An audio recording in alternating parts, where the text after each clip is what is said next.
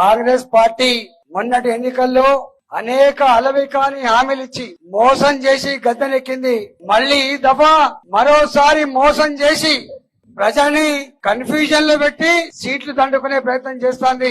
కానీ ఈ దఫా యావత్ తెలంగాణ ప్రాంతంలో ఒకటే నినాదం, భారతదేశం సుభిక్షంగా ఉండాలంటే, సురక్షితంగా ఉండాలంటే, అభివృద్ధి చెందాలంటే మోడీ గారే ఫిర్ ఏక్ బార్ మోడీ సర్కార్, అబ్కీ బార్ 400 పార్ ఈ నినాదం ఇస్తున్నది పార్టీ కార్యకర్తలు కాదు, నాయకులు కాదు. ఈ నినాదం ఇస్తున్నది యావత్ భారత ప్రజానికం. కాబట్టి నేను ఒక్కడే తెలంగాణ ప్రజానికానికి విజ్ఞప్తి చేస్తున్నా, అబద్ధపు మాటలు మళ్లీ భారతీయ జనతా పార్టీ అధికారంగా వస్తే రిజర్వేషన్లు పోతే అటువంటి నీచపు ప్రచారం చేస్తున్నారు.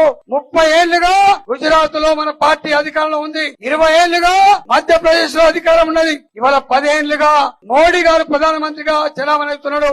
కానీ రిజర్వేషన్లు పోలే. రిజర్వేషన్లు అదనంగా ఈబీసీ వాళ్లకు ఇచ్చిన ఘనత మోడీ గారి సర్కార్కి దక్కింది. కాబట్టి యావత్ తెలంగాణ ప్రజలారా, ఈ అబద్ధపు మోసపు మాటలు నమ్మకండి.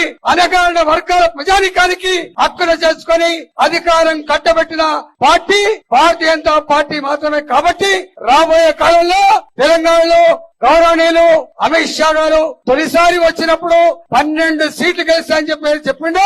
అక్షరాల రాబోయే కాలంలో ఈ ఎన్నికల్లో 12 సీట్ల పైబడి గెలిచి తెలంగాణ గడ్డ మీద మన జెండా ఎగిరడం ఖాయమని చెప్పి తెలియజేస్తూ, ఈ రోజు మీరు కంటోన్మెంట్ లో మన ఎమ్మెల్యే అభ్యర్థి గారిని, అదేవిధంగా పార్లమెంట్ లో నన్ను గెలిపించి నిండు మనసుతో ఆశీర్వదించాలని చెప్పి కోరుకుంటూ సెలవు తీసుకున్నా.